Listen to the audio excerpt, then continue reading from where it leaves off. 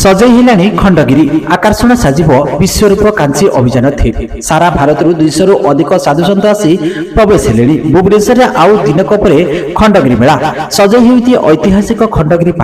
पहाड़ पाददेश यज्ञ कुंड सह साधुसंत रहिबा पई अस्थायी घर जोरसार तैयारी चली बाहर राज्य खेलड़ा फूल बेपारी और दड़ी बेपारी माने मध्य आसी मिली बांधिले एपटे यात्रा पई 7टी पेंडाल साजसजा चली प्रसिद्ध बाघमेला पूर्व खंडगिरी चलचंचल हो पड़ी पहाड़ पाददेश नहीं जागमरा रास्ता खंडगिरी बारी और विभिन्न यात्रा पेंडाल रे प्रस्तुति शेष पर्यायर पहुंची रविवार ठारू होमयज्ञ खंडगिरी पहाड़ कंपिब एपर्यंत पुरी ढेंकानाल सह पड़ोशी पश्चिमबंग छत्तीसगढ़ उत्तर प्रदेश प्राय 2000 ऊर्ध्व साधुसंत खंडगिरी को आसी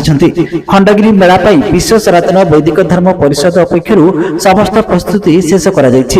रविवार ब्राह्म मुहूर्त वेदपाठ स्मृति प्रार्थना घोषणा कर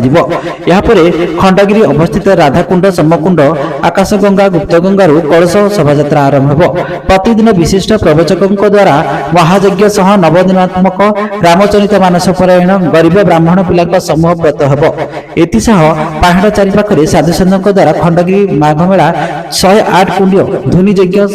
धर्मशास्त्र उपरे आलोचना करा मां बारभुजा पाखरे वैदिक ब्राह्मण समाज पक्षर विश्व शांति गीता करा पाददेश भगवान विष्णु विश्वरूप और कांची अभियान झलक भक्त को आकर्षित करिवो। Report news Odia